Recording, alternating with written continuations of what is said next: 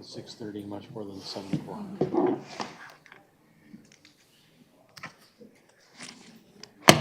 That's my one contribution this year. What's that? Get the meeting time moved up. All right. Call to order, 6:30.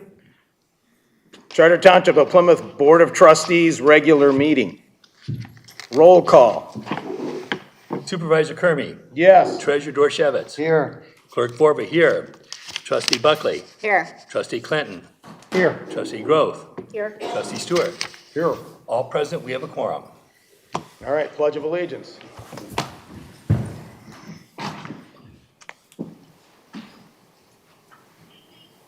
Pledge allegiance to the flag of the United States of America and to the republic for which it stands, one nation, under God, indivisible, with liberty and justice for all.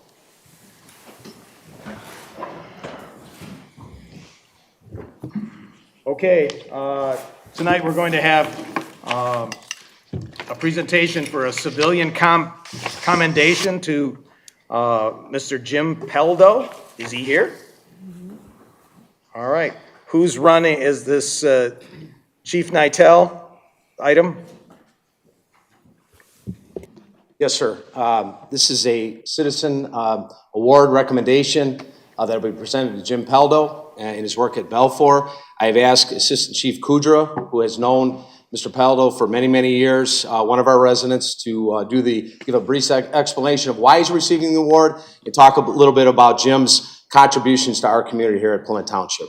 AC Kudra.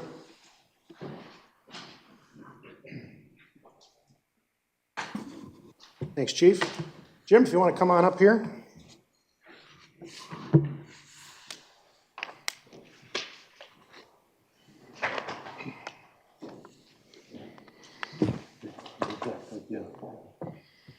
Stand right there if you would. All right, so the Civilian Commendation is an award given out by the Plymouth Township Police Department. It's part of our awards program, and it's a civilian commendation that's presented to individuals or organizations who have supported the police department or who have made major or significant contributions to the cause of good law enforcement. Jim Peldo here has been a resident of Plymouth Township for over 30 years. I've known Jim personally for over 24 years. He's been, over that time, a great friend and partner for the police department. He works for Belfour, which is an insurance restoration company. He's been a source for many of our staff over the years to get good recommendations for trustworthy, competent contractors. First and foremost, I don't think there's an employee at the police department who hasn't used Mr. Peldo to get recommendations. Anybody who's done work on their house knows that's fraught with challenges finding good contractors. Him and his family over the years regularly drop off snacks, which is always appreciated by members of the police department. In particular, we look forward in the summertime. He has a farm that he goes to and brings great big bags of corn on the cob that everybody loves getting their hands on.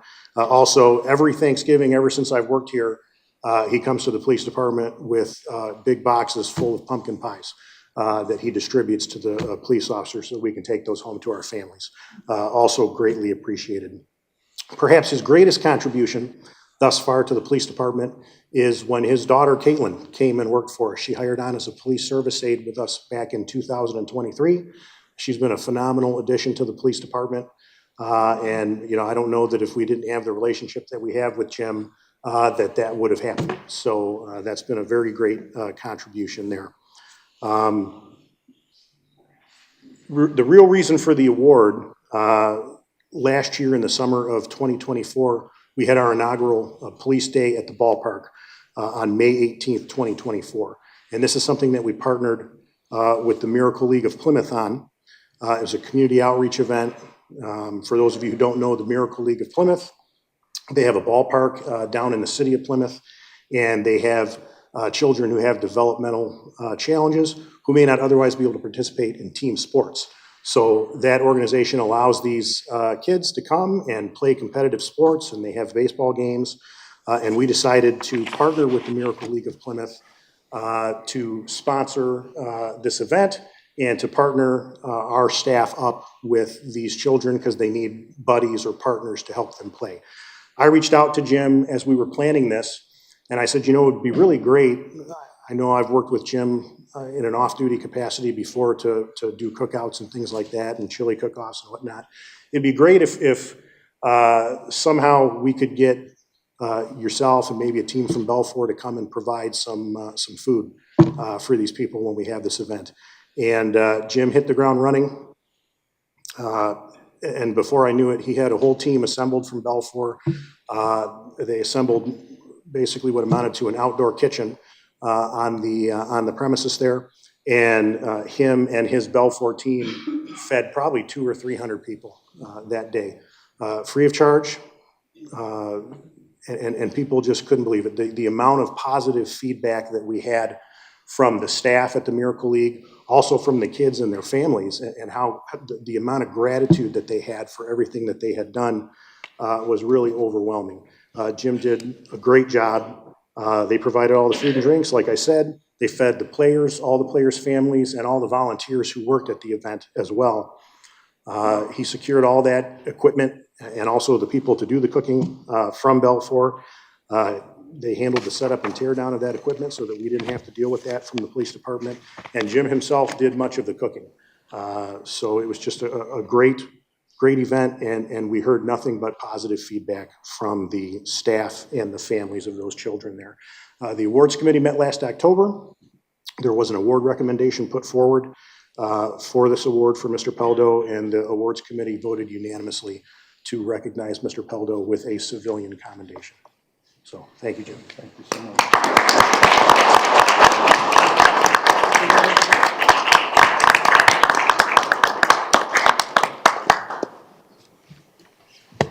Thank you. Thank you.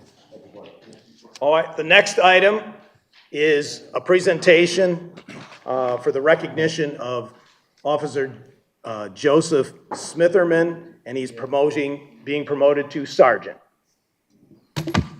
Thank you, Mr. Supervisor. If I could have Sergeant Smitherman stand up, please. Sergeant Smitherman is joined today by Devin. Devin, if you could stand up as well, Joe. And we have Silas and Brooks. You guys step up, all right? By Dad, all right? And we're also joined by a longtime friend of Sergeant Smitherman, Doug Rose. Doug, could you stand up here as well? Doug is a police officer with the Westland Police Department, a longtime friend of Officer Smitherman. Being a sergeant at any police agency, and I recall very vividly on March the 4th, 2004, when I was promoted to sergeant at the Farmington Hills Police Department, and I took a picture with one of my mentors, my father, Joe, and what my father told me is a sergeant's position, and he held a position for, I think, 13 years. I held a sergeant position for close to 15 years, and my father, Jim, told me, the sergeant position is the most crucial position in any police department, okay? Because you are the one that's going to give the direction to the troops. You're the leader of the shift. You set the tone, okay? And I know I saw Sergeant Buckley back there, and he knows that. He leads his troops at Royal Oak. Give you a little bit of background on Sergeant Smitherman. He's a graduate of John Glenn High School and has nearly completed his bachelor's degree. He's working on that, thanks to, of course, support from Plymouth Township. Sergeant Smitherman is a graduate of the Western Wayne Police Academy. After he completed the academy, he served as a police officer in Ketchikan, Alaska. Is that close? Yeah. Okay, I got it. All right, Ketchikan. Sergeant Smitherman was hired by the Plymouth Township Police Department as a police officer on June 17th, 2013. Sergeant Smitherman is a Navy veteran, and he served his country for 6 years. Thank you for your service.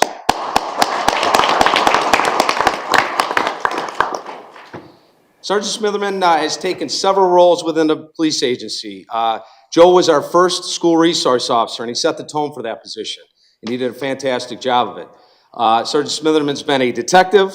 He's been in the Honor Guard, field training officer. He's an instructor at the academy who teaches EVO, which is emergency vehicle operation. He also serves as a department firearms and taser instructor.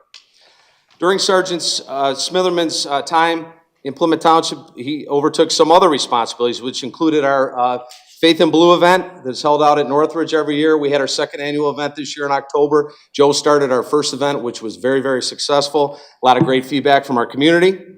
And Joe also started our Houses of Worship Committee, and that committee is actually meeting tomorrow night, so still a very active committee. And we reached out to every House of Worship within Plymouth Township, had them in for a meeting, talked about crime and some other things, including grants, and had Homeland Security in there to work with them as well.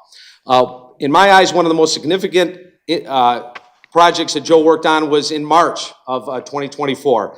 And we had March's Reading Month, and we had several inquiries from teachers. What we did was Joe went and put together a spreadsheet and offered any teacher in Plymouth Township that they could have a police officer come and read to their class. We received over 50 requests, and we filled every one of them.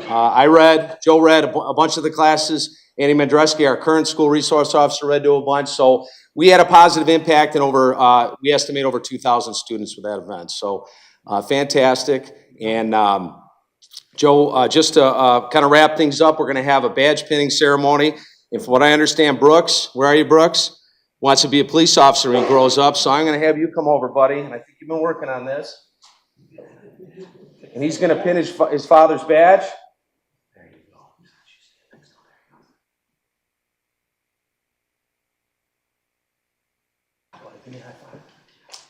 All right. Congratulations. And with that, we want to congratulate Sergeant Smitherman and his family. Thank you, boys. Thank you, Sergeant.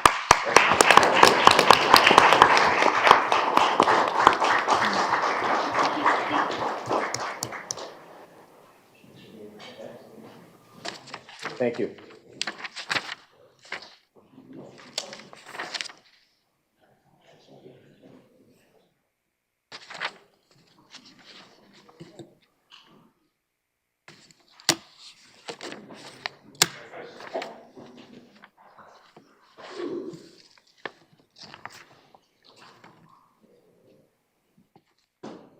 Next item is approval of the agenda. Mr. Supervisor, I move to amend the agenda to include discussion and reapproval of the Sprayscape redesign as previously approved by this board. Second.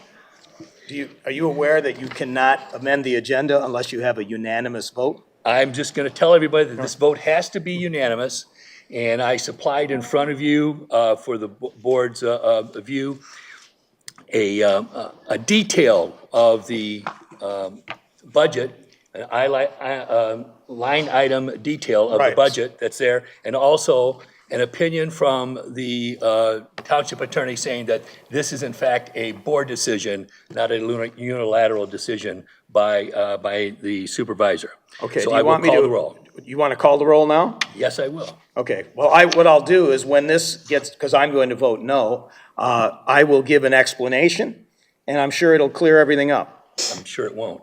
Yeah, yes, it will. I've got the data. In a second? So by voting no, it means that you don't want to amend the agenda to talk about to vote on this item, which has already been voted on in the form of the budget, and I'll explain. All right, go ahead. Clerk Vorba, yes. Trustee Buckley, Yes. Trustee Clinton, Yes.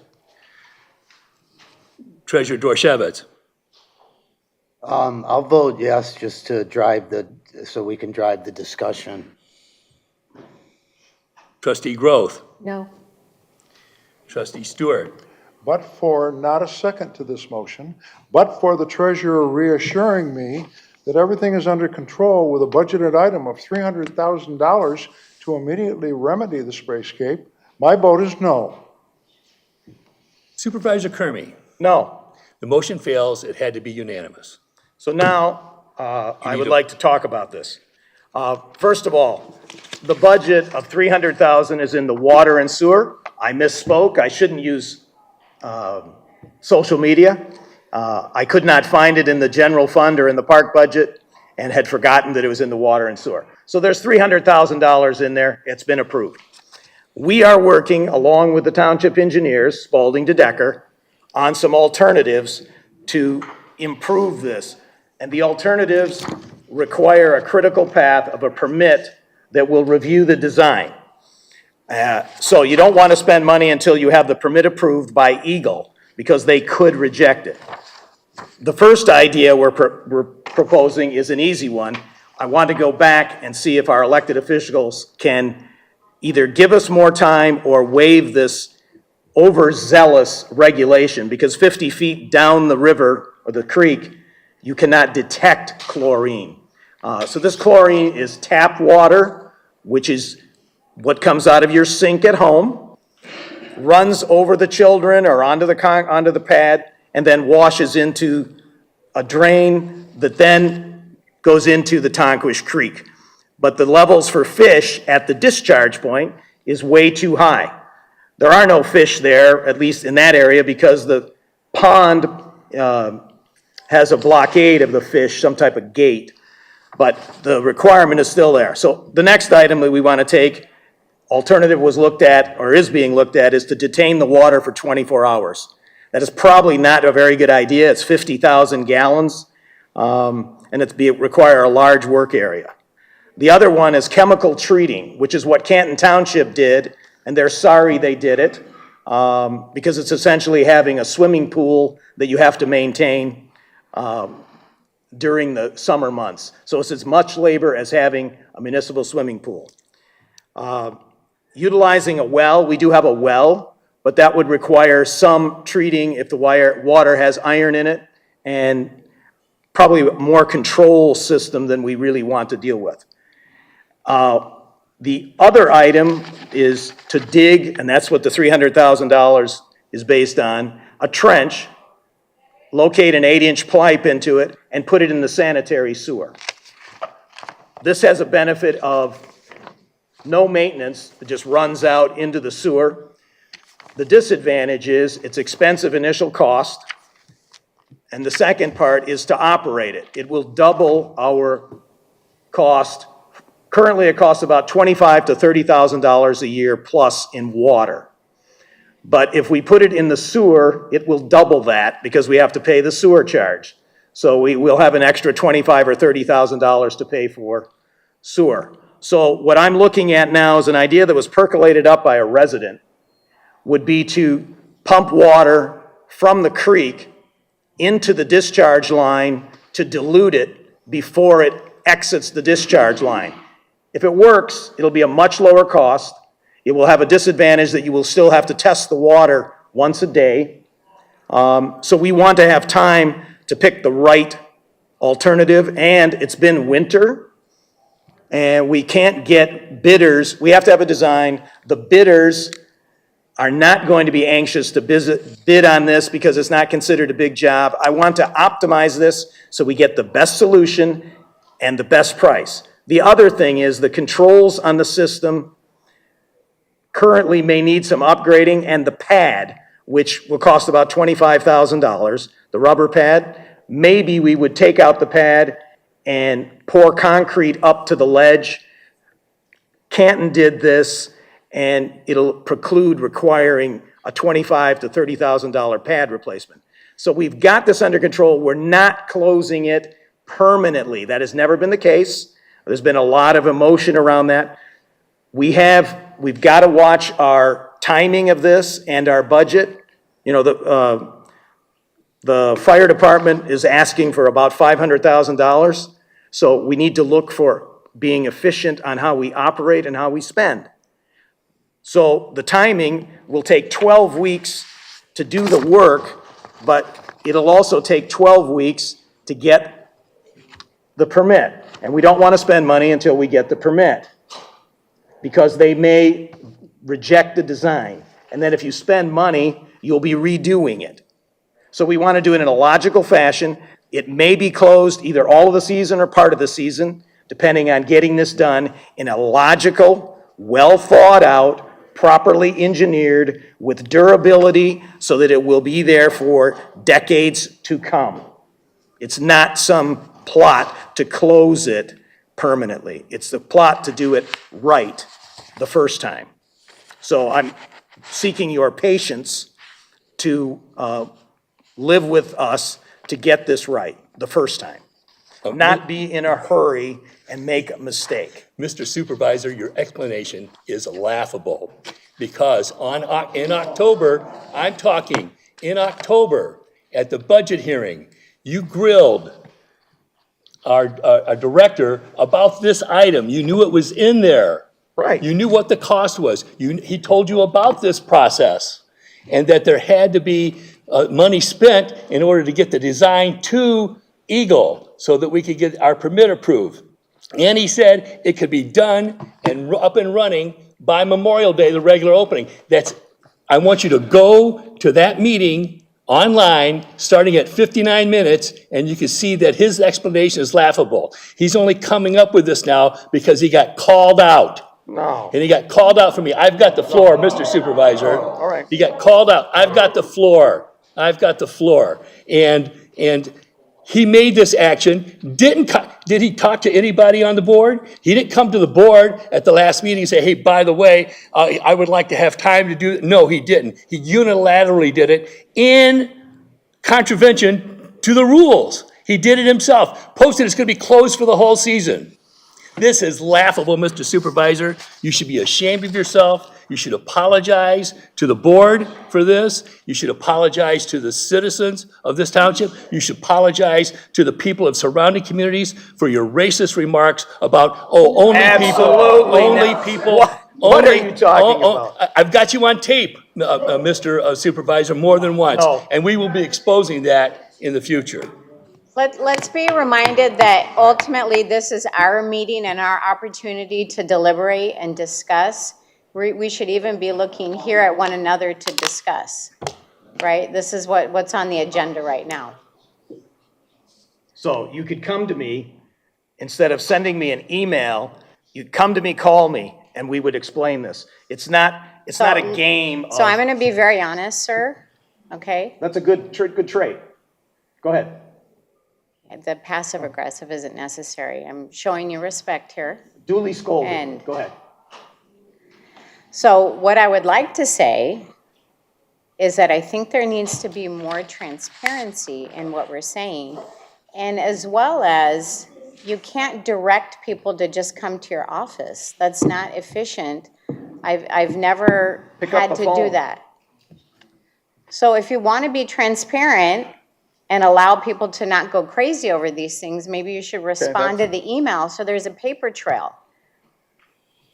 It's just about learning how to Yeah. communicate as a board. Yeah, you've not It's a responded to board. any I emails. will work on that, Thank you. but it goes both Appreciate it. ways. It does. Goes both ways on communicating. Missiles on social media are not the way to communicate. All right, so I can assure you, we are working on it, and we will get the optimum solution. Does the engineering department have anything to say, Mark? We're open to any questions you may have about the design of the project. You are accurate on the timeline. The design would be approximately 4 weeks, permitting with Eagle's backlog. The present backlog is approximately 3 months. So between that and the bidding, the contract, and the construction duration of approximately 4 weeks, your timeline is fairly accurate. It would be closer to Labor Day than Memorial Day. So let's get the board's opinion.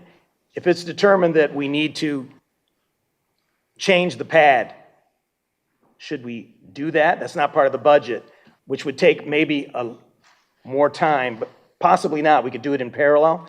Do you want to change the pad? Well, had you not sat on this for 2 months. Well, the pad has nothing to No, do with yeah, it. but the whole project, you sat on this for 2 months and then popped it up on the website and nobody knew about it. You know how I found out about it? I saw it on Facebook. And so, Mr. Supervisor, again, It went laughable. It went on the website because we had reservations and we did not want to disappoint people who were making reservations. To Again, answer your question, I think if we're going to remediate, we should look at this as a project and look at everything that needs to be done to it. If we need to replace the pad, this is the time to do it while it's closed. All right, we're doing that. So I found a company to help us out that we're learning from Canton's experience because they've gone through similar stuff last year. And they made a mistake. They wish they had not gone to a filtration situation. They said it's a nightmare. They were sold, quote, a bill of goods. So their first summer of operating it was a disappointment. Has anybody actually looked at the option of pumping creek water in and diluting it? I'm looking at it right now. The idea came up last week. Interesting. If it works, it's a silver bullet. I think it would have been helpful if it just said, Yeah. it sounded less permanent, because I think the citizens are All feeling right, like okay. it sounded very permanent. So, yeah, it was Yeah. mistake then. So I apologize for that mistake, but don't beat me up for trying to do the optimum cost optimization and timing optimization to achieve a long-term durable solution. That's the difference between. There was no time optimization. You sat on it for 2 weeks and then popped it on here. No, Come on, Chuck. No, timing optimization is bidding, getting the when you bid. They had the pre-design already done. They not ready- told you that. It's not ready for bidding. No, they told you that in October, and this is January. So why wasn't it done in October? They could have done Because you the sat design. on it, No, I wasn't in office until the end of November. and then you sat on it. And then Christmas came after 2 weeks. All right, so duly scolded, I will do a better job. Sorry, I don't understand. That's a good answer, right? All right, any more questions on that? Now we need to approve the agenda. Okay, Yeah, I'm just gonna, Mr. Supervisor, I move to approve the agenda for the meeting of Tuesday, January 28, 2025. Second. And this just needs to be just an all in favor.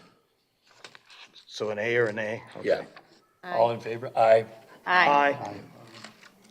Now we need the approval of the consent agenda, which I think is going to require, no, it doesn't require. We got the proposed minutes Yeah. and the bills. And you did the bills? I did, Okay. Were they okay? yes. Anything on the minutes? I do have a question. Are we going to be estimating the number of public for the future, or do you want to drop that requirement? Just drop it because it varies all the time. And to sit here while she's trying to get all the details done, trying to go 1, 2, 3, 4, 5, 6, 7, 8, 9, 10, and then have it not be exactly correct. Just to say that there was a number of people here from the public.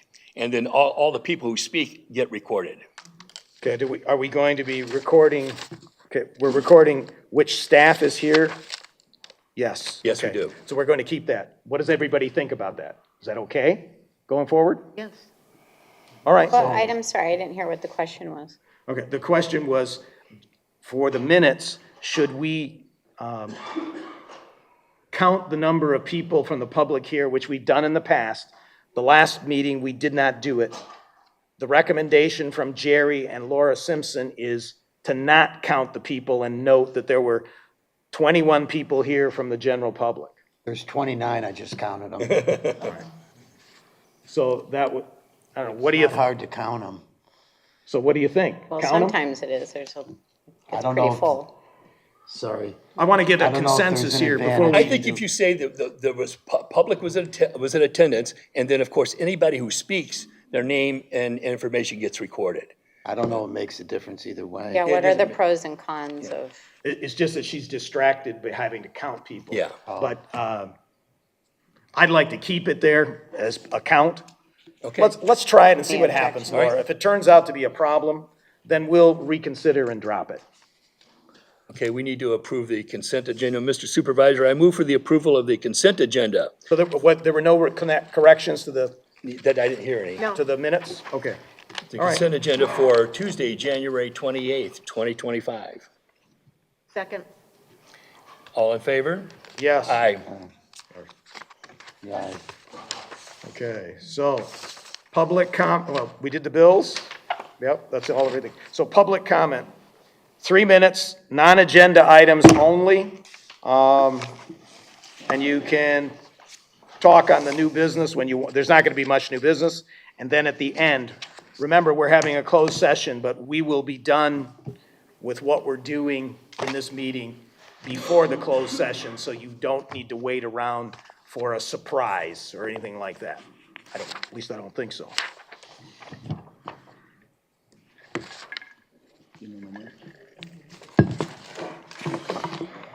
I plan on reading all this stuff the next time.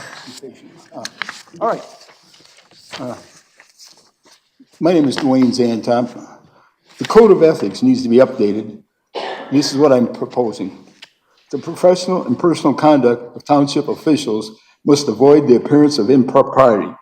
While recognizing the First Amendment rights, officials were retained from abusive conduct, personal charges, social media, or verbal attacks upon the character or motives of other officials, employees, or citizens of the community. Township board members shall represent the official policies or positions of the township board to the best of their ability. When presenting their individual options and positions, officials shall explicitly state that they do not represent the township board or the township as a whole. I'm proposing this for good reason. If anyone has been on this board objects to it, it's obvious you're not fit to serve on this board. First of all, I want to make everyone aware that I've hired an attorney. I've had it.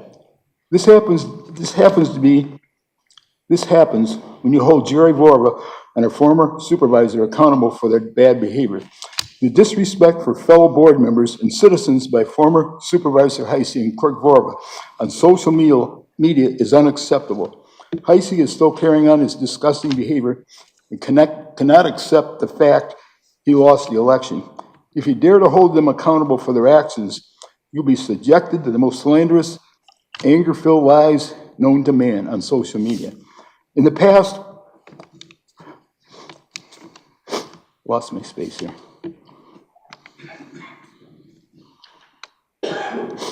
In the past, we've been able to respond to false accusations because we are blocked, which is against the law. They will even go so far as to use lawfare against you, against anyone that opposes them. They will try to destroy your life.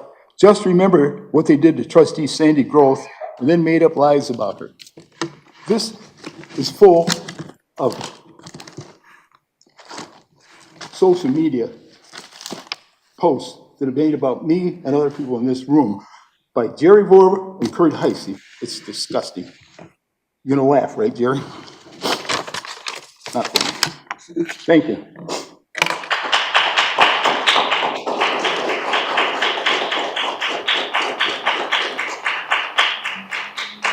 Okay.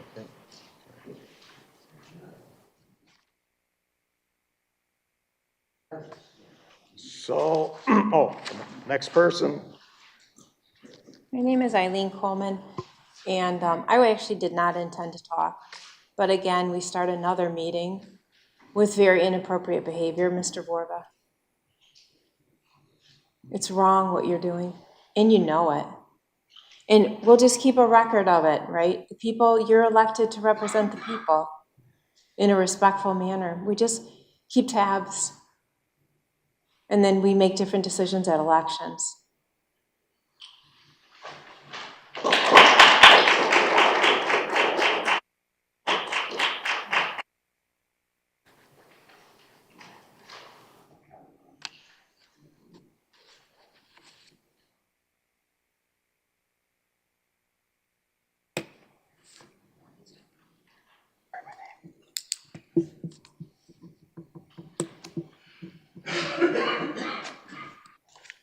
Plymouth Township Board of Trustees. My name is Ian Culver. I am the Vice President of Plymouth Township Firefighters Union.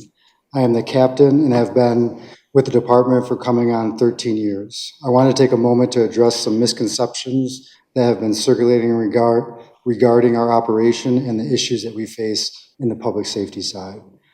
First, I want to clarify that we do not expect immediate resolutions to the challenges we face. We recognize that course correction we are aiming for related to the fire department requires time, research, and through the understanding of our full operations. Our primary objective is to engage with this board to discuss our current operations, the challenges we are encountering, and how we can collaboratively address these issues. It has come to our attention that important decisions regarding public safety have been made without board being fully informed. Information such as the fact that all of Plymouth Township firefighters are state licensed paramedics. It is a point of pride for us. Plymouth Township Fire Department has providing uninterrupted advanced life support emergency care since 2001. Despite of our attempts to address these issues through the proper channels, we have succeeded. Not succeeded. It is important to note that the issue we raise are not new. We have informed the Board of Trustees numerous times. It is also part of our last contract negotiations, which we did not gain traction due to lack of clarity on the facts and data. Furthermore, while we appreciate the board's approval for 3 additional members, the fire chief is still awaiting confirmation to fill these positions. There seems to be some confusion as to who is responsible for getting the ball rolling on this hiring process. The increase in emergency runs over the years is becoming increasingly challenging, and we remain committed to ensure the safety of our community. We seek to work alongside you, providing insight on the issues we encounter in the field and to be a resource to assist you in making informed decisions. Regarding the HVA's response study, we support it and believe it should have been prioritized long ago. It is paramount that contracted entities within Plymouth Township adhere to these agreements for the well-being of our residents. Furthermore, I want to address an allegation that one of our members referred to the board disparagingly. It is crucial to clarify that such comments were not made by our firefighters, but by an individual who is unrelated to Plymouth Township Fire. If any of our members are found to have acted inappropriately, we will take action. In conclusion, our goal is to inform our residents and work collectively with the Board of Trustees and the Fire Chief to ensure the best outcomes for the community's safety. The people of Plymouth Township are our priority. We politely request an opportunity to meet with the board to discuss our operations, current shortcomings, and how we can better serve our community. On behalf of Plymouth Township Firefighters Union, we want to affirm our commitment to being there for you and to always maximizing our efforts, giving the resources we have available. Thank you for your attention. We look forward to your response. Thank you, guys. Thank you.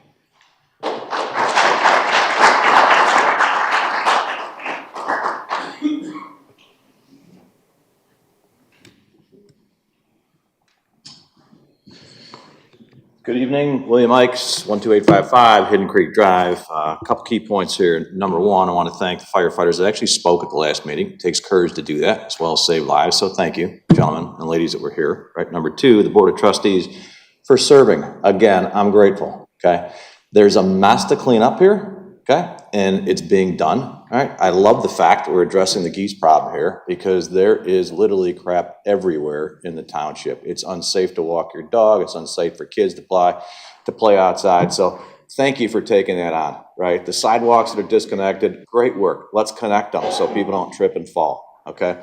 And John Stewart, thank you for the warning, right? I don't know where I'm in the time here, but on the slip and falls the next morning, I wiped out on my driveway. Okay, so I had a heads up, I had a warning from you, and luckily I know how to fall because I've practiced at it, unfortunately. I've done it probably 1,000 times. With respect to HVA, they're not here, but they were here at the last meeting. I want to thank them. It's 34 years of service. I went and did the research, right? It was a 7-0 vote, 7-0 vote back in 2019.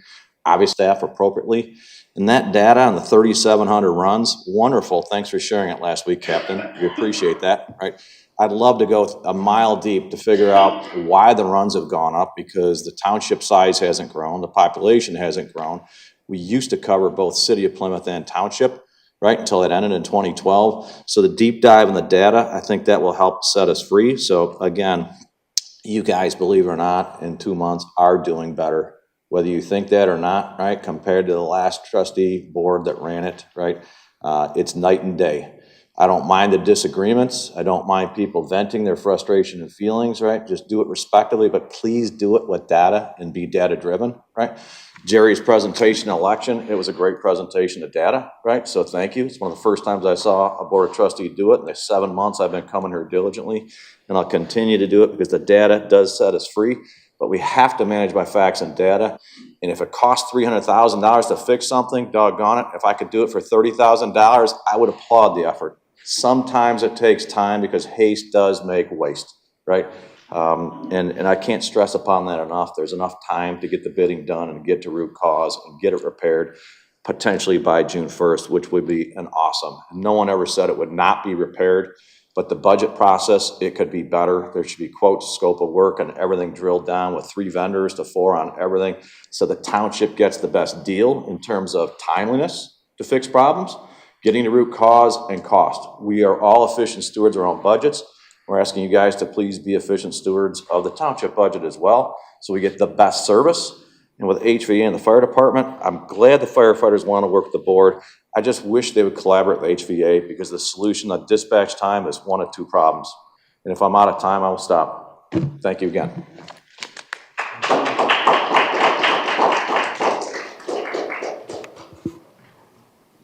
Hang on a second. Okay. Before you start, we need to fix something here. So just one moment. Okay, I guess I'm getting timed. Yeah. I happen to be a licensed physician, and I would like to tell a couple stories. One is, it wasn't just a few months ago, my wife was having symptoms of a stroke or CVA, and we called the ambulance and 911, and HVA came out, and she was transported to the hospital in a very timely manner, and appropriate therapy was done, and my wife and I have done very well since then. About 25 years ago, I was playing golf at Northville Hills. I was on the 3rd hole, and it's a par 5, and I'm putting for a birdie, which is pretty rare for me, and I got a little bit of chest pain. And I said to myself, don't be stupid. So everybody hear it. If you get a little bit of chest pain, don't be stupid. But I went back to my car, and by that time, the pain was getting a little worse, and I'm getting really anxious because I'm very knowledgeable about these things, and I'm pretty sure what's happening. And I go over to Beck Road, and the pain is getting very, very intense. And I pull into the fire station. And I was transported to St. Joe's, and I had a stent put in before any extensive damage was done to my heart. And I'm forever grateful to the fire department for the services they rendered. But I will tell you this part of the story. When I pulled in to the fire station, I parked my car, I left the keys in there. I knocked on the door several times. I rang the doorbell a couple times. And the pain was getting so bad that I had to lay down on the grass because nobody came to the door. And thank God for some woman who saw me lying on the grass, and she came up and she said, "Are you in trouble?" And I said, "I'm a doctor. I've got chest pain. I'm having a heart attack." And she went and banged on the door and rang the doorbell, and eventually they got me in the ambulance, and a very good outcome was happening. So I would say that I'm forever grateful to the fire department, but on that particular day, they weren't perfect. And, you know, in the back of my mind, I think I could have very well have died on the lawn of the fire department on Beck Road. So that's my story. I don't know any reason, and I don't know all the statistics or anything, why that we can't have HVA here, because as far as I know, they have given very good service. Thank you.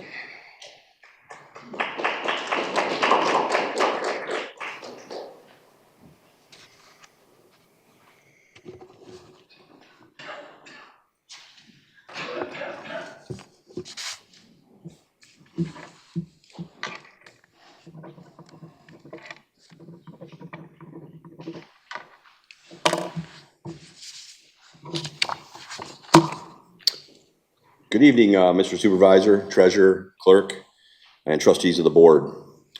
In the first part of my comments, I'm using the famous broadcaster Paul Harvey's 1965 speech, "If I Were the Devil," as an analogy comparing what Trustee Buckley, our fire department, and its union are perpetuating that the sky is falling and their township is in danger. If I were the devil, I would manufacture a crisis without any facts and perpetuate the illusion using fear and propaganda to scare our community into believing that they are not safe, to promote an agenda for a massive tax increase.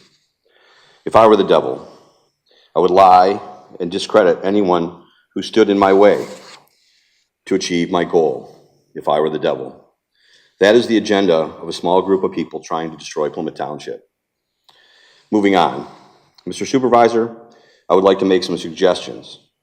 I would first inform our residents that they are safe and in no danger. And if there's any additional resources needed for public safety, those essential needs will be addressed. I would then immediately order cutbacks within Township Hall to make up for shortfalls of the former Heisey administration. A tax increase is not necessary. Cutbacks in personnel, any unneeded expenses, including all non-essential advisory commissions, those being the Veterans Commission, Environmental, and Historical. They are redundant and currently already exist within our community. It is disgusting that Trustee Buckley, our fire department and its union, has created a manufactured crisis, one that began with our former supervisor in order to create the illusion to scare the great people of Plymouth Township into a tax increase without any facts whatsoever.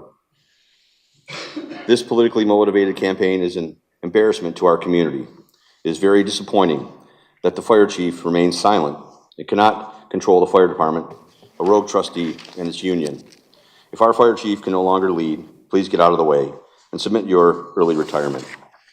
After all your years of service, I thank you for your service, and I extend my thanks to all of our first responders, HVA, and our dispatch as well for their service.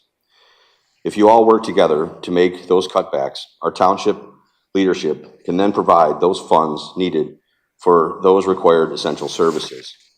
It is very shocking that those perpetuating the fear criticize reallocating funds from the township park waterscape to prioritize our public safety needs first. Our people is our priority. The waterscape replacement or repair will be addressed when surplus funds become available. Police and fire come first, right? I encourage those perpetuating this campaign of fear-mongering upon our township residents to stop this reckless behavior.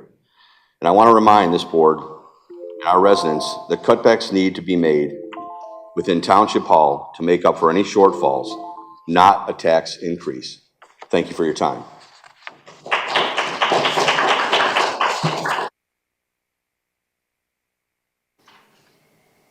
Anyone else?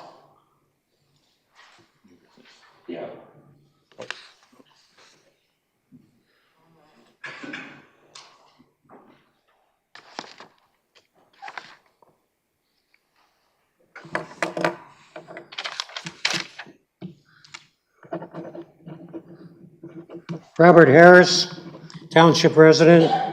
Regarding HVA, I'm a little biased because they saved me once when I passed out in a restaurant and got me to the local hospital. But number two, and more importantly, it's safety and security. And when that's at stake, we have to have all the resources available to us, which in our case, in the case of rescue, and is fire department and HVA. So I just implore you to, I know it's 18 months off, but to keep them on board. Thank you.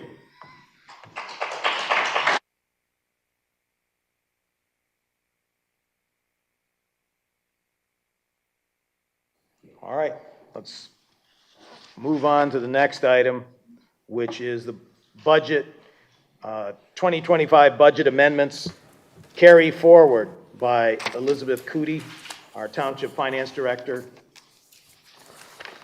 Good evening, trustees. Tonight, I am asking for approval of budget amendments and/or carry forwards in the amount of $29,411. $16,500 of that relates to general fund budget, and the remaining $13,000 is in the water and sewer fund budget. There are a few POs that we're carrying forward in the water and sewer fund. Some AMI analysis work, and Patrick can speak more about that if he chooses to. And another PO carry forward for a PO for monitoring the contaminants in the drinking water. Let's see. In the general fund budget, we have a PO for a radar system for the police department that's being carried forward, and also for tactical shields. And then we have a employee termination payout in the amount of $8,200. So of the $29,000, $8,200 of it is related to an employee termination payout, and the rest are carry forwards from last year. And I'll remind you again that the POs that were opened last year, obviously, portions of those were not spent. So the unspent funds go into our fund balance. We're just shifting the PO from fiscal year 2024 into fiscal year 2025. So, are there any questions? Pretty straightforward. We started our audit kickoff this week with a planning meeting, and Elizabeth is managing that. And we expect it to be relatively smooth, since there aren't a lot of changes from 2023 to 2024. Mr. Supervisor, I move to approve the Plymouth Township Board of Trustees I move that the Plymouth Township Board of Trustees hereby adopt Resolution 2025-01-28-11. Second. Okay, Supervisor Kermy. Yes. Treasurer Dorchevitz. Yes. Clerk Vorba, yes. Trustee Groth. Yes. Trustee Clinton. Yes. Trustee Buckley. Yes. Trustee Stewart. Yes. Motion carries. All right, now we'll have the Veterans Commission presentation on the activities that they've conducted in the last year or so by Mike Richardson, who is a member and a township employee.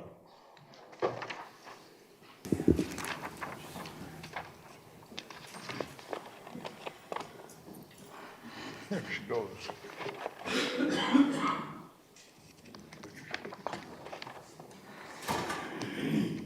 I'd like to take this time to thank the board and the supervisor for allowing us the time to show this presentation as to what the Veterans Commission has accomplished over the last August the 23rd through December the 24th. The Veterans Commission represents and provides services as capable to the Army, Navy, Marine Corps, Air Force, Coast Guard, and Space Force, which I'm not sure what they do yet.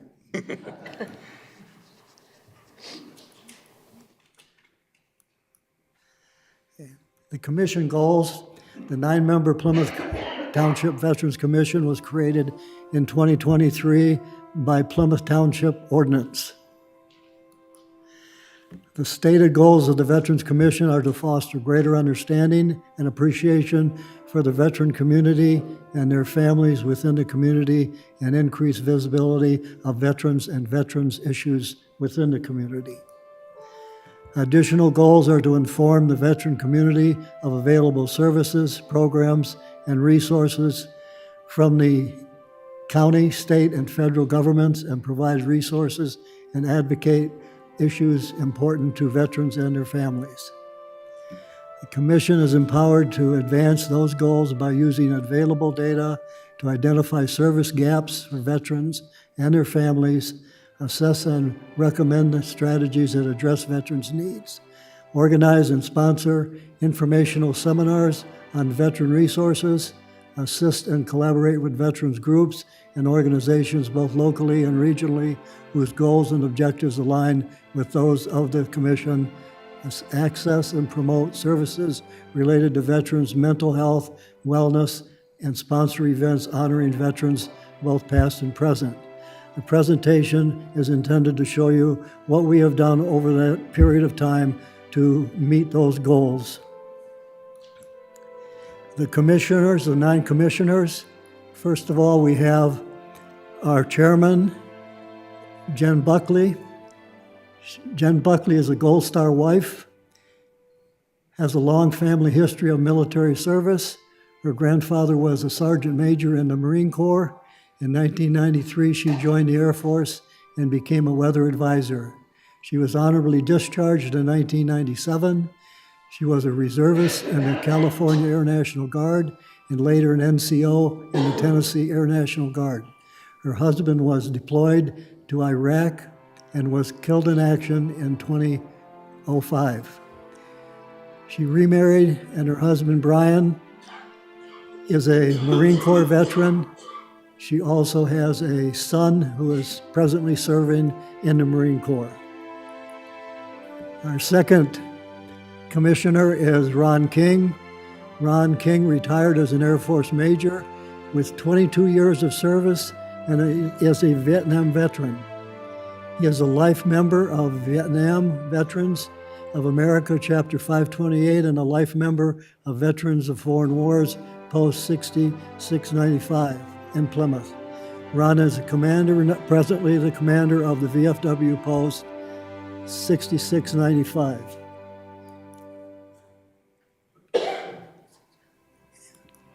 Mike, would you be able to turn the music down just a little bit so we can hear your voice? I'll try. I'll have to go out of the presentation for a moment.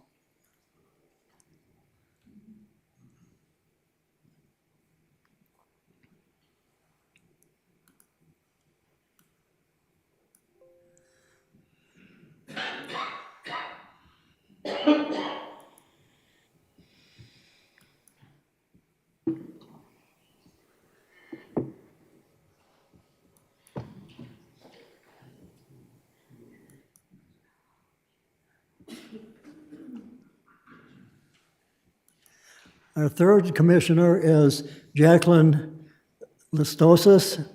Jacqueline is a veteran of the U.S. Naval officer, serving from May of 2008 to December of 2009.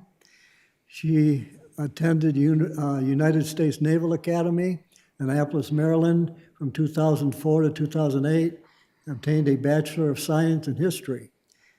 She was excited to be involved in Plymouth and as a member of the Veterans Commission.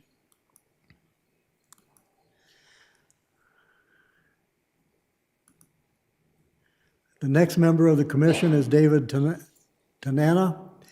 David served in the U.S. Marine Corps from 1996 to 2005. He served with Homeland Security and as of 2014 works for the Department of Veterans Affairs.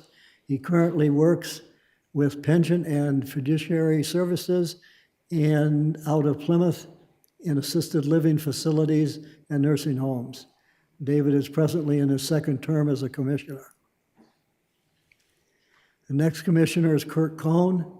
Kurt served in the United States Air Force from October of 1967 to May of 1971 and obtained the rank of Staff Sergeant.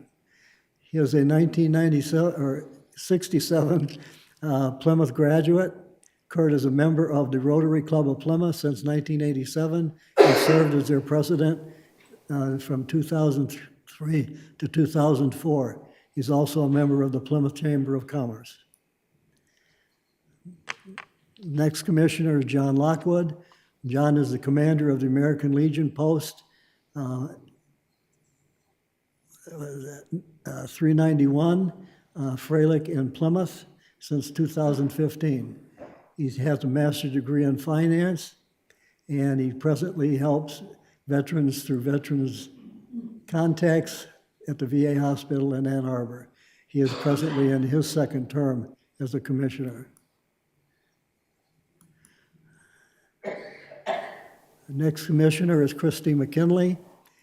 Krista McKinley attended the United States Naval Academy and received a Bachelor of Science in Political, received a Bachelor of Science degree in Political Science.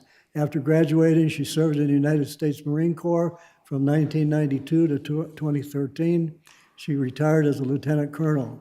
She is a life member of VFW Post 6695 and current Master of Ceremonies at all ceremonies in Veterans Park. You'll see a little bit more of her a little bit later. John Roberts. John served in the United States Army from 1991 to 1993 as a munitions specialist. He desires to help the veterans in the area. He never served on a board, but would like to give back to the veterans community. He is presently in his second term. The next commissioner is Mike Richardson. Mike retired from the United States Navy as a senior chief petty officer, E8, with 22 and a half years of service. He is a member of the Rotary Club of Plymouth and was president from 1999 to 2000. He's a life member of Vietnam Veterans of America, Chapter 528, and a life member of Vietnam Veterans of Foreign Wars, Post 6695 of Plymouth. I'd like to go through the accomplishments. These are items that your commission planned and carried out during the period of time. First of all, we had our, what we call the Veterans Commission Ruck March. It was conducted on May the 18th of 2024. For those of you that don't know what a Ruck March is, Ruck March are used to allow veterans, civilians, and active duty members the ability to connect with and raise awareness for the weight of our service members often carry after their return from combat, a weight equal to or exceeding 35 pounds.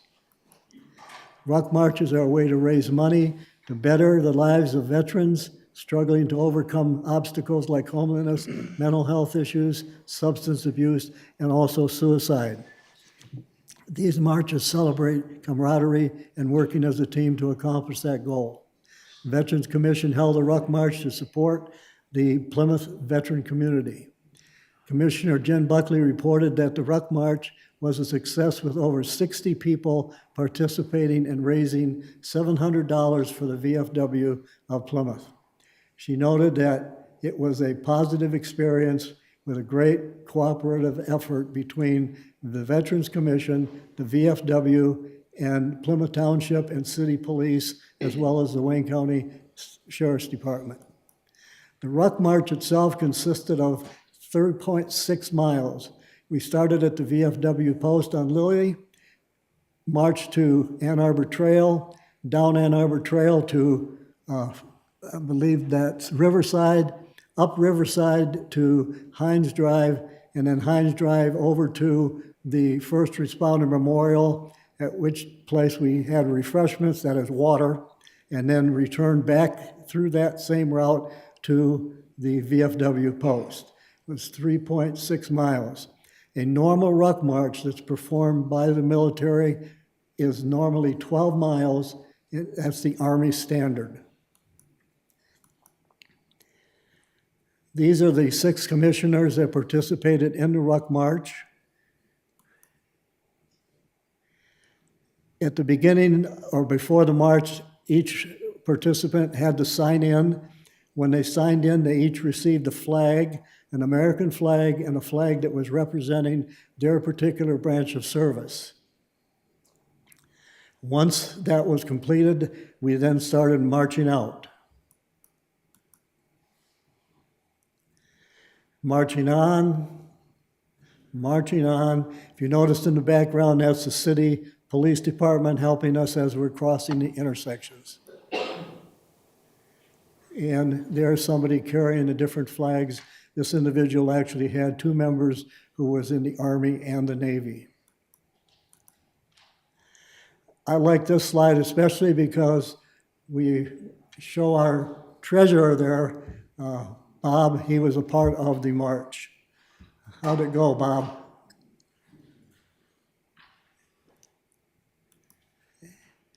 This is Commissioner Buckley and her husband. He led the parade, or he led the march with the big American flag. And then after we finished at the memorial, we turned around and we headed back to the VFW post for some rest and refreshments. This is the entire group that participated in the march, and we want to thank all of those that participated. If anybody is interested in participating, we're going to have another one this year. Okay. The next item that we conducted was the 9/11 memorial ceremony. The Plymouth Township Veterans Commission held it at the First Responders Memorial on Wednesday, September the 11th, 2024 at 11 a.m. These are just a few slides to bring to your remembrance what happened on that day. We will never forget September 11, 2001. Over 3,000 people died and over 6,000 people were injured during that period of time, and some are still suffering. If you remember back at that time, 2 aircraft hit the towers, the Twin Towers, and they eventually collapsed. The second aircraft, or the third aircraft actually, hit the Pentagon, and again, loss of life. The third aircraft, which was intended to hit the Capitol, did not hit the Capitol because the crew or the passengers on the plane took over, and the plane eventually crashed into Shanksville, Pennsylvania. Again, loss of life. Our remembrance ceremony at the memorial started off with the Plymouth Community Police and Honor Guard. After that, students from the Plymouth Christian Academy Youth Choir recited the pledge and then sang the national anthem. After that, we had a speaker, Pastor Matthew Dowling from the Plymouth Church of Christ, gave the invocation. We had a table set up with some memorial items, and one of the items, which is hard to see, is a little box here, and that actually had a rivet or a bolt from one of the towers in it. Our keynote speaker, Brigadier General Doug Slocum. And we had a laying of the wreath ceremony by the Plymouth Police and Fire Chief. At the end of the ceremony, a Plymouth Christian Academy student actually played taps.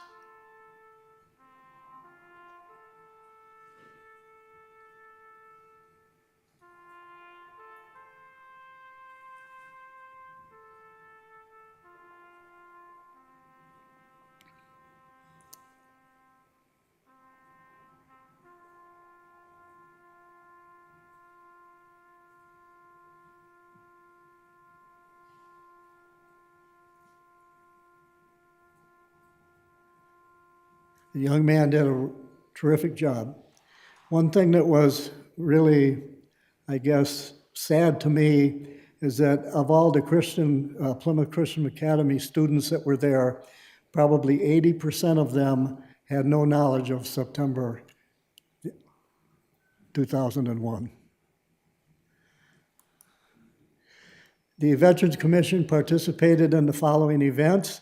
This is where we had the chance to go and actually attend different events that were held throughout the community. Veterans Day, a celebration to honor America's veterans for their patriotism, love of country, and willingness to serve and sacrifice for the common good.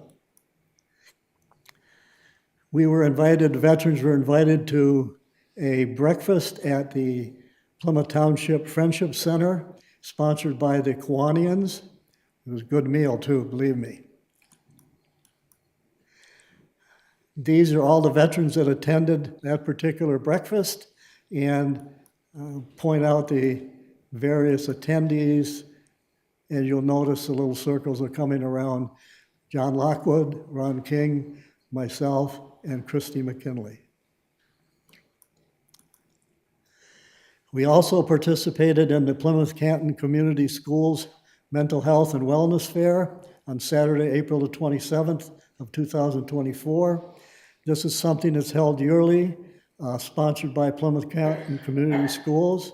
There are booths there that provide information to not only Plymouth residents, but to veterans. And we had a booth, the Veterans Commission had a booth there. If you see the little circle there, that's Tanana in his booth. That was the best we could do. Next year, we'll get a better picture of him. We also participated in National Poppy Days, May the 22nd through the 31st.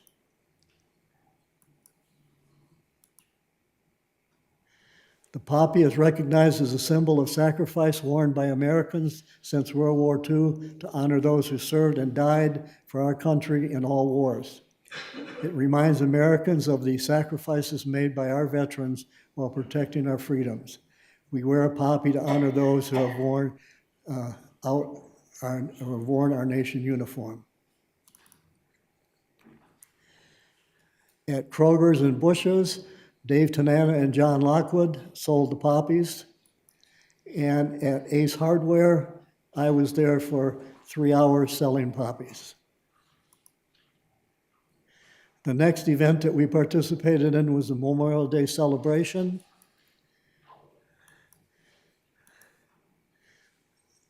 Memorial Day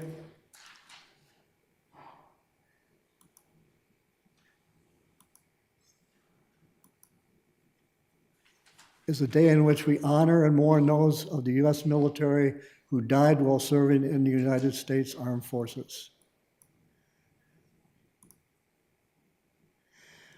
Memorial Day started off with a parade down Main Street in Plymouth, and leading the parade was the Plymouth and Plymouth Township Police Honor Guard.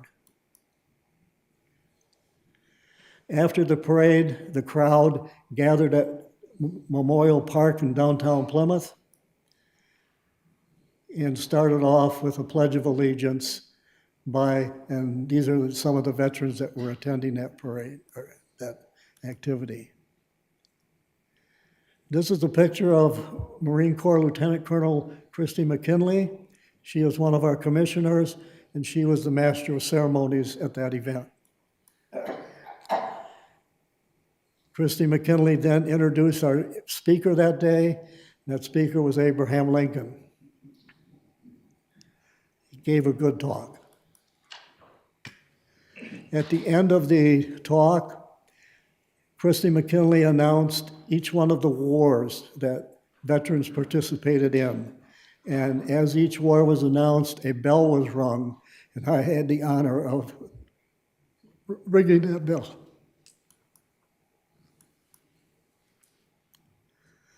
The next event that we participated in was the Veteran of the Game night at USA Hockey. The Plymouth Township Veterans Commission partners with USA Hockey's Veteran of the Game. USA Hockey plans to honor a veteran at every home game in 2024 and 2025. The Veterans Commission will actively seek out veterans for this activity. And we'd like to thank Christy McKinley for her part in finding these veterans and coordinating this with USA Hockey. Thus far, there have been 18 veterans honored with 75 complimentary tickets provided to family and friends.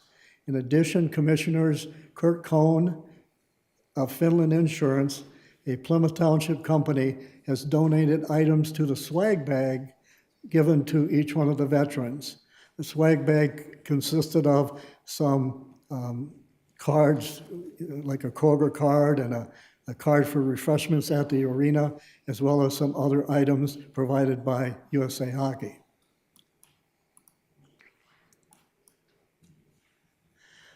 This happens to be some pictures from the November the 15th, 2024 Veteran of the Game.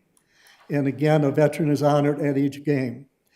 The way the veteran is honored is he is led through the complex down to the players' bench, that is the home players' bench, where all of the players are lined up on the blue line of the arena and the national anthem is played.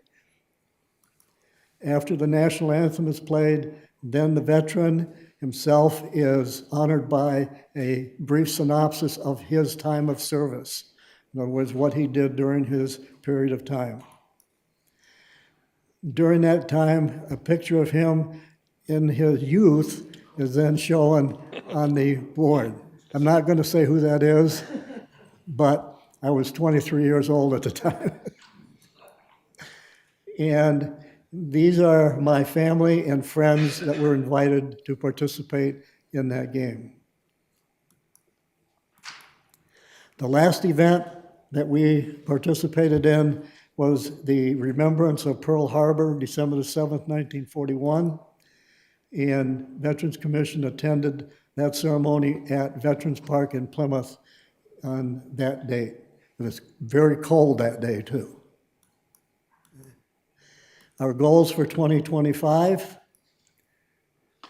we're going to have another ruck march, and this time we're going to include first responders, as well as veterans and anyone else who wants to participate. We'll also conduct another 9/11 ceremony at the Memorial Park, and we'll expand this to include dignitaries, veterans, first responders, families, and guests.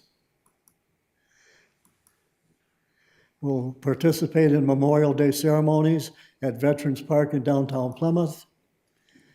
We'll again have a booth at the Mental Health and Wellness Fair in downtown Plymouth at Kellogg Park. We'll participate in the Veterans Day breakfast. I hope none of you veterans miss it because it's really great. We'll be at our special places selling poppies. And we'll provide information for our veterans for the VA facility in Canton, as well as the VA facility in Ann Arbor.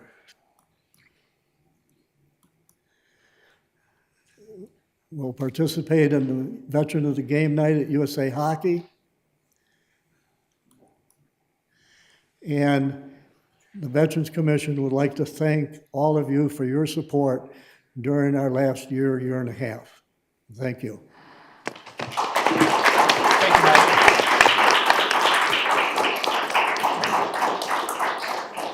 Can I say a few words real quick? Sure. Yeah, I just want to thank you, Mike, for putting so much effort into the presentation. You clearly have a passion for our veterans, and I certainly appreciate. I also want to thank you, Supervisor Kermey, for allowing us to present today. We've been excited and eagerly waiting to get on the agenda. So, but I also wanted to just point out, in case you didn't notice, there is no redundancy between the VFW and our Veterans Commission. We're there to support and honor the veterans as a community. So the VFW is set up. I can't be a part of it. I'm not a veteran of foreign war, but I have people that I honor and support who are veterans in the military, to include my husband and my son, and it allows us to all gather together in a greater cause and greater purpose, and to unite together for the greater good of society. And that's always a good thing. That strengthens a community. And I was inspired by my experience and how I was treated, how my husband was treated in Royal Oak. They have a thriving committee and commission out there. In fact, they'll be coming to speak at our commission next month to just give us some pointers, how we can get some sponsorships and get some kind of money in the bank for our commission, so we can do bigger and better things for the community to come out and support its veterans and first responders. So it's always a win-win. And thank you all so much for listening, and hopefully we'll see you at the Ruck March in May. All right, next item, we're back to public comment. If anybody has any more, because we're coming up to the end of the meeting.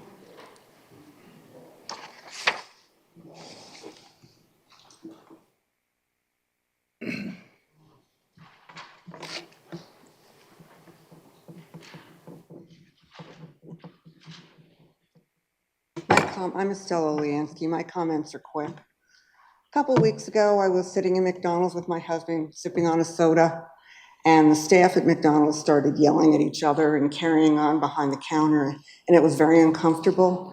And sitting here tonight, listening to the way the board or some of the members on the board behaved, it was that same miserable, uncomfortable feeling. And I don't think any of us appreciate the way you guys speak to our supervisor or to each other.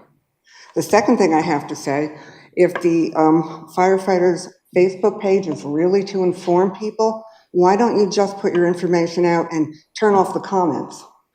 That would help everyone a lot, so nobody would have to read all the things that people are saying that are disparaging from other people. You're telling us that it isn't the Plymouth firefighters are doing that, so why not make it a page where you just give information?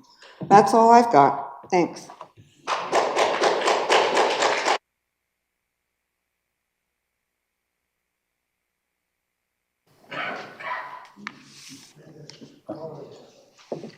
Dwayne Zantop again. I hope you took what I said seriously. I really think something needs to be done on this board. I don't know if you can hear me. What I said earlier, I hope you guys take me serious, because I think something really needs to be done with the ethics ordinance. Thank you.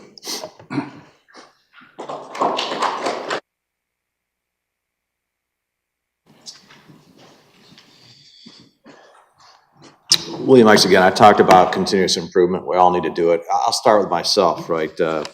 Trustee Stewart was kind enough to make a suggestion when I handed out a document the last meeting to make the font bigger. So I simplified the document. Instead of giving you 3 proposals for Amtrak, I only gave you 1 on the GPS. Hopefully you can read it without your glasses on. I only made 5 copies just because I don't want to kill the ink and the paper and the trees, having a sustainability background. I came here to see the swearing-in ceremony back on Wednesday, November 20th, right? And during that ceremony, I was impressed to see the judge here. To hear every member saying, you know, the oath and being ever mindful that my service is a reflection of the township, right? It hits to home, okay?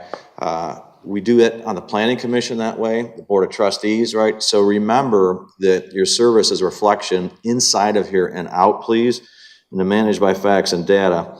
And I color-coded at the very bottom, right? You have what HVA can do better. I'd like to see what the township can do better. Heck, I'd like to see what the firefighters can do better too. One of those things is being very transparent with the data. But secondly, and more importantly, is to be collaborative, okay? To use cooperation. We called it cooperation in robotics when you had 3 robots working as a team to score baskets, right? And that high school team I mentored with 6 other adults made it to the national championship. Hell, they even made it to the Final Four, okay? Fortunately, the frequency got jammed, so they got beat, right?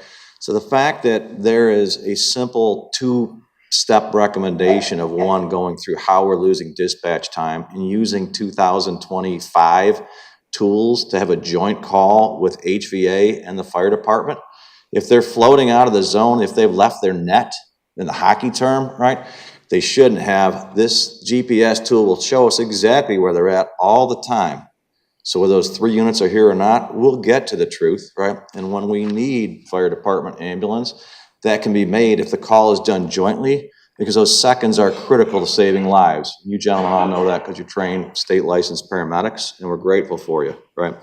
With respect to haste-making waste and not wasting the budget, that $233,000 F-350 that's nothing more than a rebadged F-250 and a ripoff is the perfect place to hold the money to get better tools for the policemen. If they need radar, protective shields, or whatever we need. And those ambulances, they were $243,000 per back in 2021 when the Ann Arbor Fire Department chief was arguing with HVA back then. I'm sure they cost more now.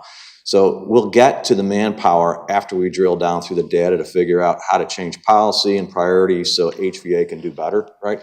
And then perhaps the collaboration of the fire department with HVA can improve too. That's all I want to do is get the best service at the best cost. Thank you.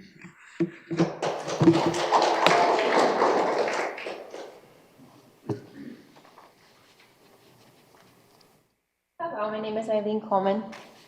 So I'm not really sure why we keep coming up with like little bits of information about HVA and the firefighters, because this is supposed to be a thorough analysis of this whole process.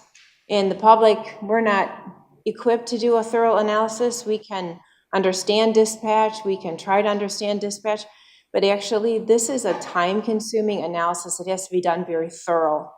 And none of us are equipped to do that, and this is your job to do this, and to look at this in a critical way, both sides, how they work together, how they partner, how other communities use both the firefighters and HVA. HVA does have a really good relationship with many other communities, I found out. They actually have they will dine together sometimes, and they get along very well. Their dispatch times are much less than ours. So some of them, their response times are like 45 seconds. Both of them are heading out. There isn't any communication breakdown. So there has to be analysis of dispatch. I don't know the whole process of HVA and the firefighters, but you guys have to find it out. That's your job. Because you have to actually protect public safety, and we want a partnership. We want them working together. We don't want the firefighters out of the community, so they won't be available to us when we do have fires and disasters. We want HVA to, do what they're good at, and then the firefighters to do what they're good at. And they are different roles. They're very different roles, and that has to be compared and contrast. But you guys have to do a thorough analysis. That's your job, and that's what you're paid for. The public isn't paid to do this. We can just bring up questions. And if we have some kind of background, we can bring that forth. But you guys need to do a thorough analysis and come up with the best solution for the residents of Plymouth Township. Not for the firefighters, the best solution. Not for HVA, the best solution. What's the best solution for the timing of transport and the taking care of fires and disasters and all of that on a large community?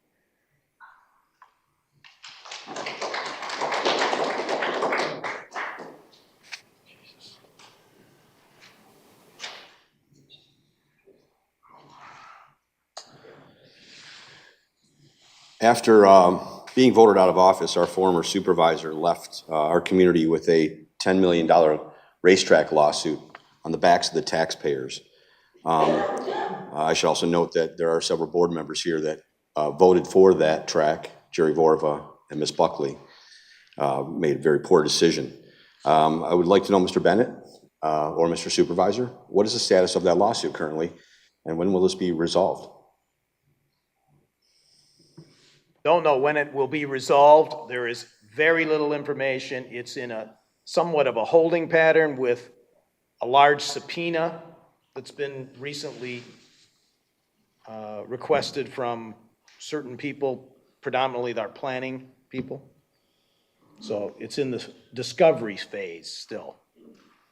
Also, the township's litigation counsel in that case has filed a motion for judgment on the pleadings.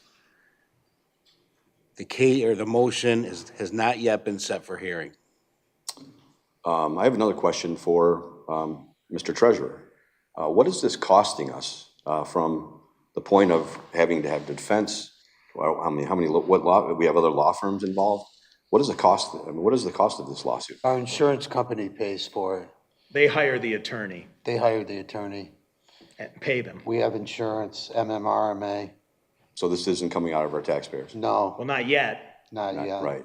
So there's usually a process that MMRMA, which is the insurance company. So are we self-insured? How much insurance do we have to cover? Is there a limit? Yes, there is, but the insurance adjuster decides that in the end, based on the case value and their judgment. Would that meet $10 million? It could, but unlikely, because they're going to pay something. So would it meet $5 million? But we don't know that. Yeah, we don't know that. We don't know if we're going to pay unknown. anything. Okay, thank you.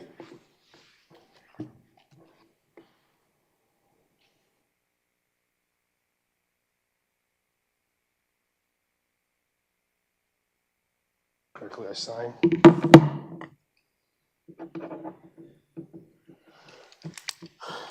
Okay. My name is Brian Buckley.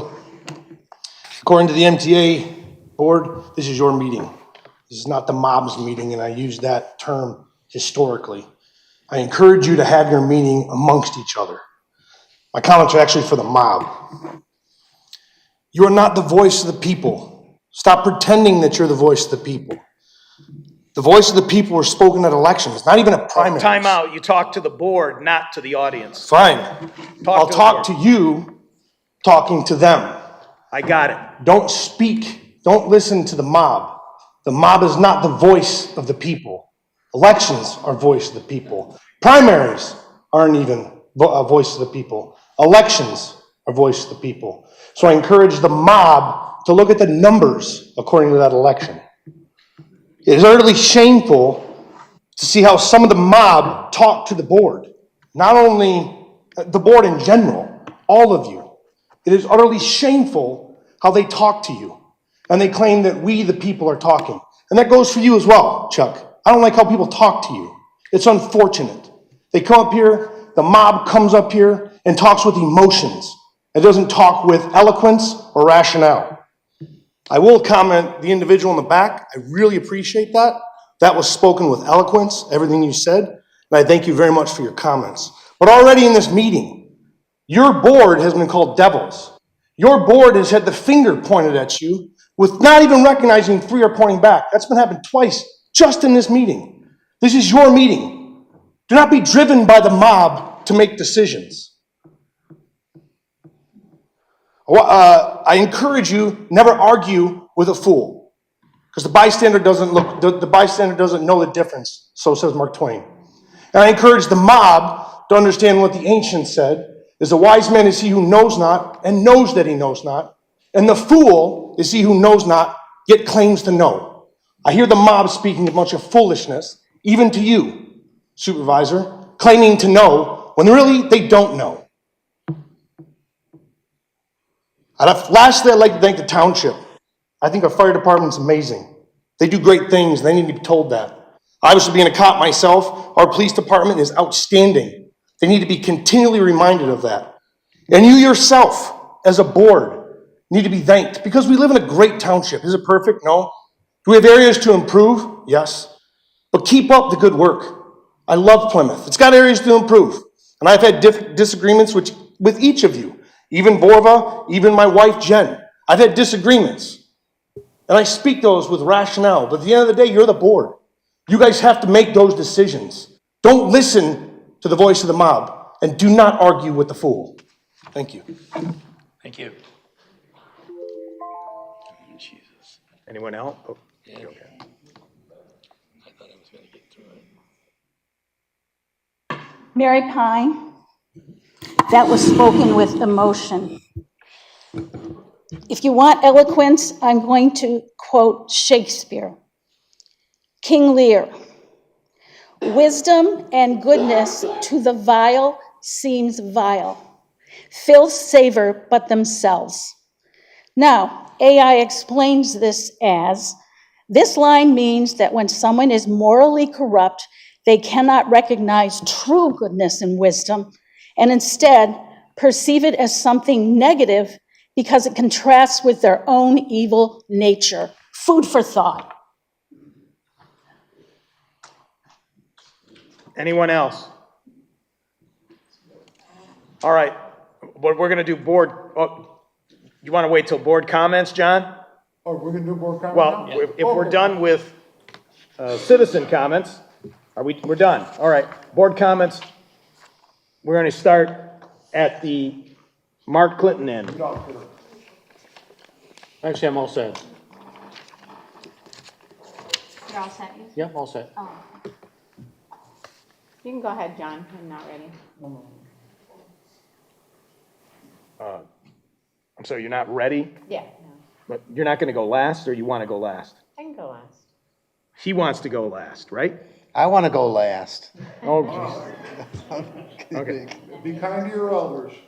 I'm good. I want to remind everybody that taxes are due February the 14th. If it gets close to that, I recommend strongly that you do not mail them, because if they don't arrive by February 14th, there's penalties and late fees, and the mail is very unreliable these days. So we have a 24-hour drop box out in front of the building. We post everything the day that we get it. and do that, come into Township Hall or pay online, but February 14th is the magic day.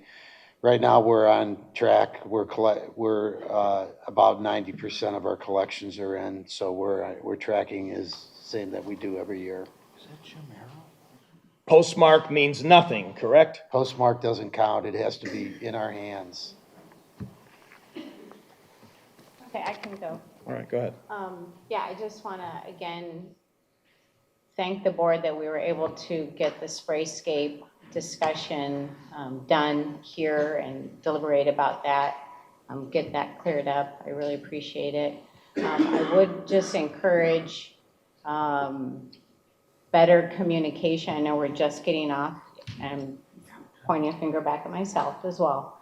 But I know that it's not feasible for people to come and knock on the door or even make a phone call. The email also does help that other people can read it as well. Sometimes it can be, I'm not saying new, but just there's a clear, concise answer that can go with that. Just a recommendation, I would really appreciate it. I'd also like to know if we could do a study session for exactly what Eileen was talking about, where we can just start kind of hammering this out and these issues in regards to public safety and where we want to go over these next 18 months. All right.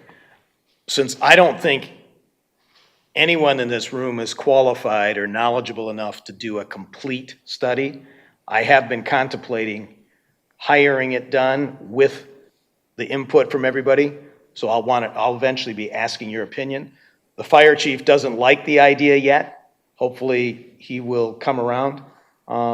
Is it a matter of like who does it or? Well, I've asked for recommendations. ICMA is one company that is apparently not liked by our fire people, but well, ICMA is known as the best. They do a lot of work in the area, but so I will be thinking about that more and be taking some input. So ICMA is well known here. So I still haven't received any suggestions of who. Plant Moran is not an expert. They tend to be MBAs that make presentations versus people who understand police and fire operations and dispatch. So I'll be looking for that. Maybe that's the answer. And I also just wanted to point out one other thing. Just doing some research on our township, I noticed that the Citizens Advisory Council, back in the day, this was before I was around, they took a poll, and the poll asked various different questions about where do you get most of your news and information. And just a little plug, they get it from Facebook.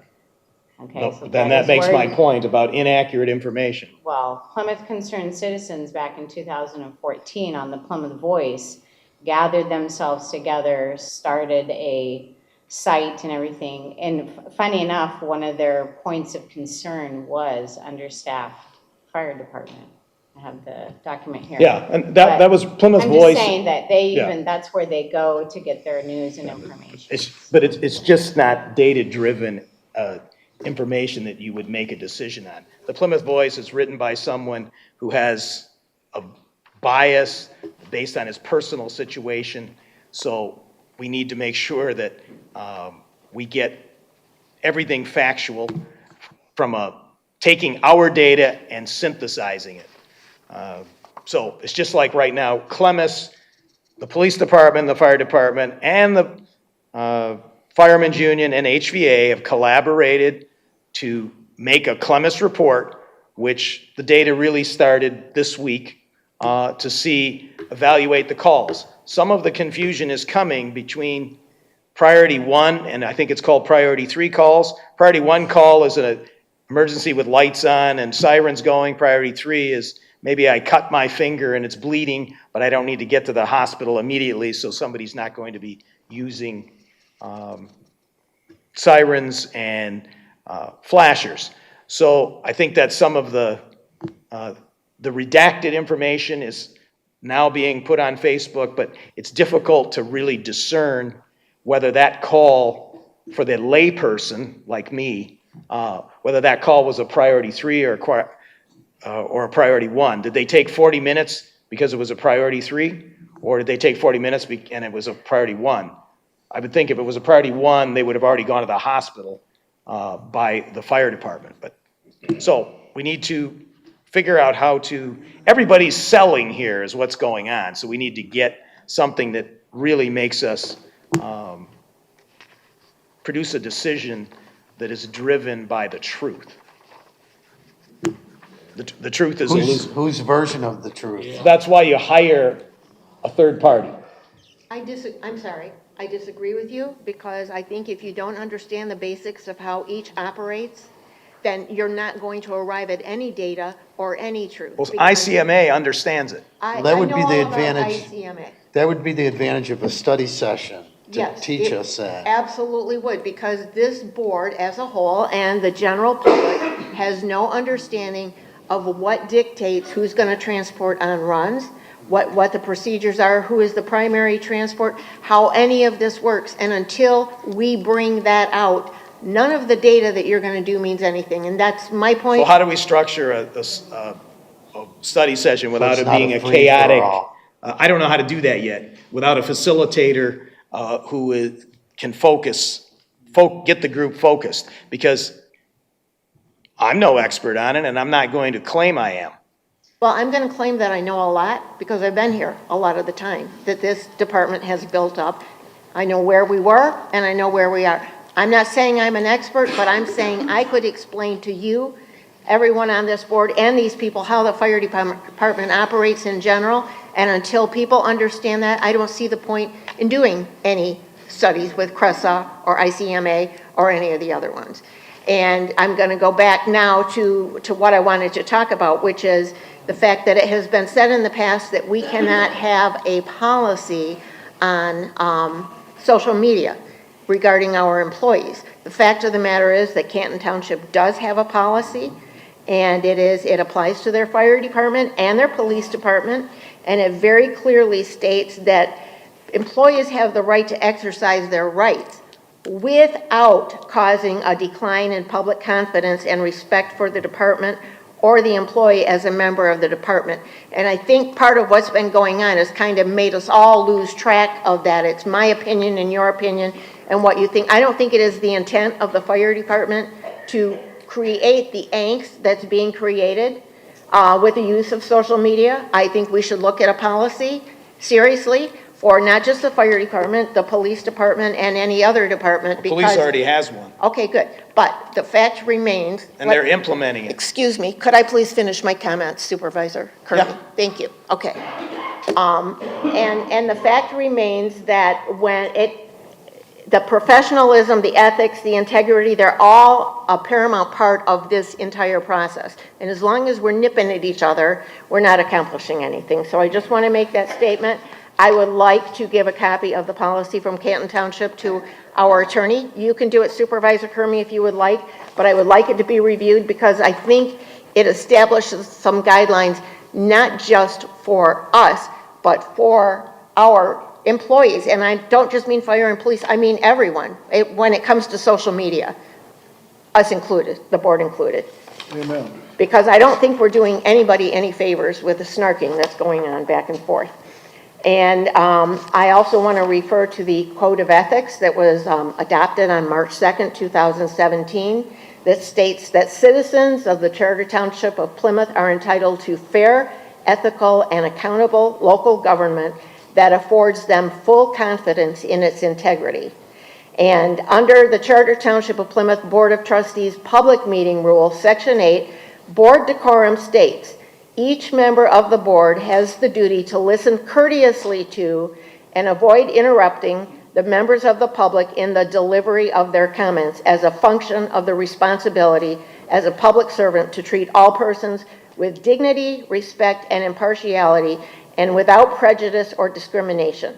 Each member shall act during meetings so as to foster collegial board deliberations. The chairperson shall call attention to any breach and request compliance with the duty to act with decorum. And I think that is part of our policy. If we're not adhering to it, we need to read it, and we do need to adhere to it. If we need to make changes, we need to do that, but we have got to start somewhere and do it the right way, and we're not doing it right now. And then I also want to state that in a letter from the attorney about the sprayscape, he closed it in saying, "Finally, I must again stress that as township attorney, I cannot get involved in policies and/or politics, and I will not permit policies and/or politics to affect my legal opinions." Very well stated, Attorney Bennett, and I think we as a board need to start working collaboratively and not where we're putting you in a position where you have to choose this one or this one to answer to. I think we all work for the public, and we need to start acting like it. That's my statement.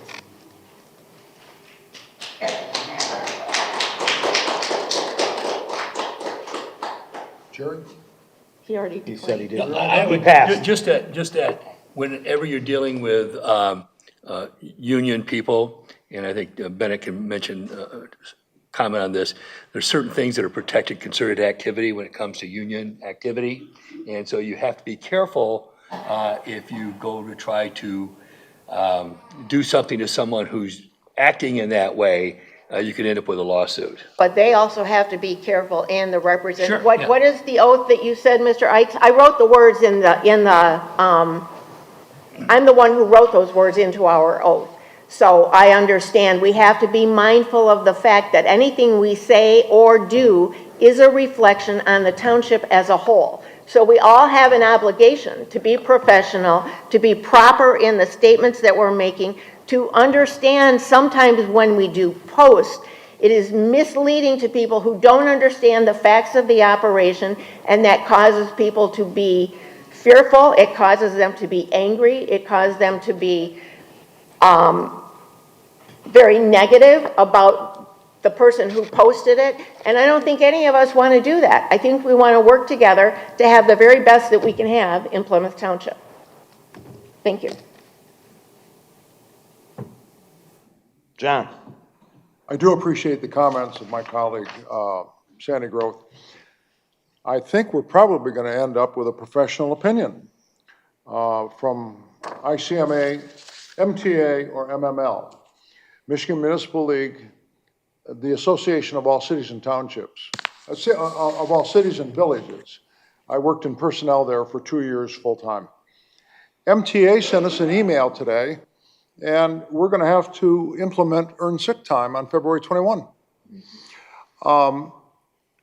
I think I had a positive phone call from the treasurer, and I felt reassured.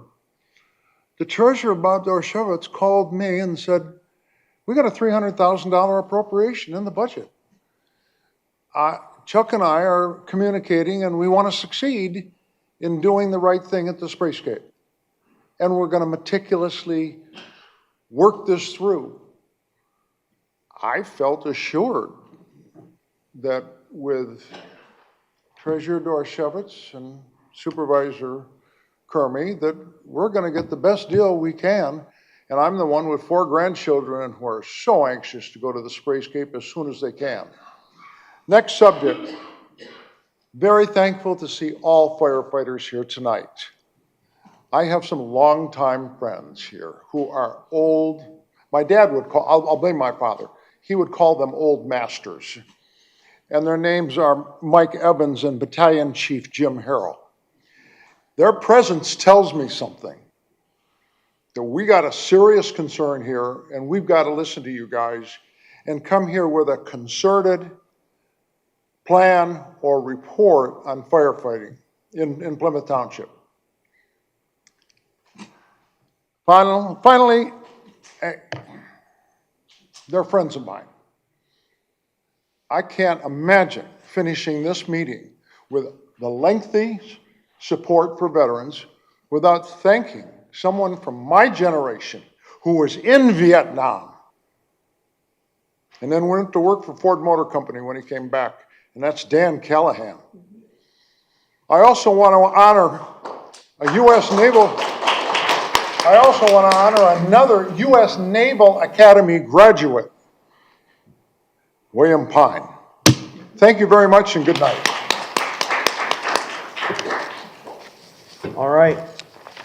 So now you need a motion? Yeah, we need a, Did you have any comments?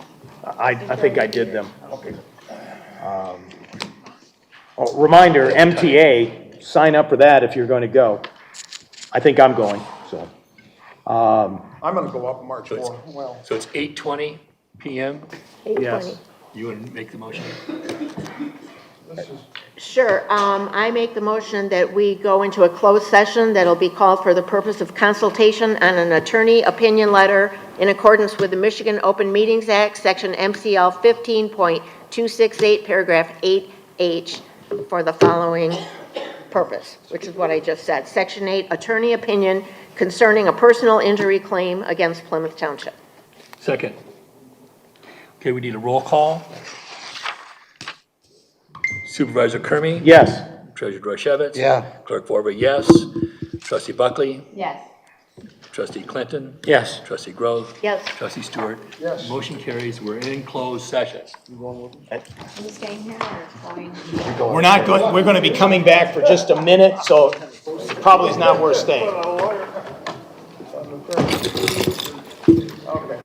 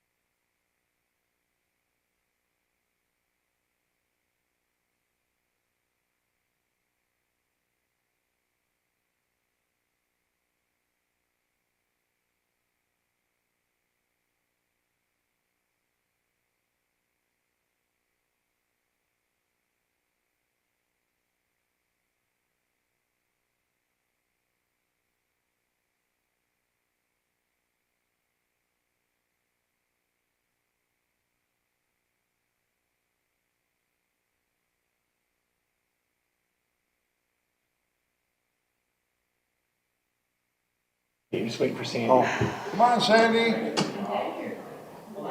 What time is it? It's not 9 o'clock yet? 8:47. Holy shit, it's early.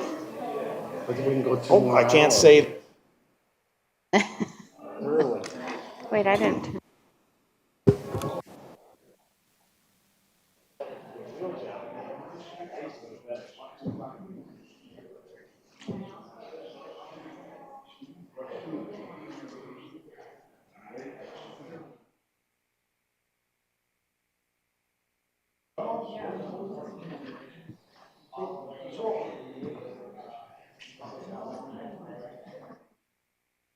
I have 2 minutes left.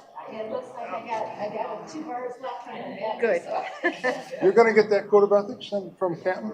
I got it. Oh, you got it? Yeah. Okay. It's 8:47. I move that the board return to open session. Second. Second by Growth. Supervisor Kearney. Yes. Treasurer Dorchevitz. Yes. Clerk Borby, yes. Trustee Buckley. Yes. Trustee Clinton. No. Oh, come back. Yes, yes. Growth. Yes. Stewart. Yes. We're back in session.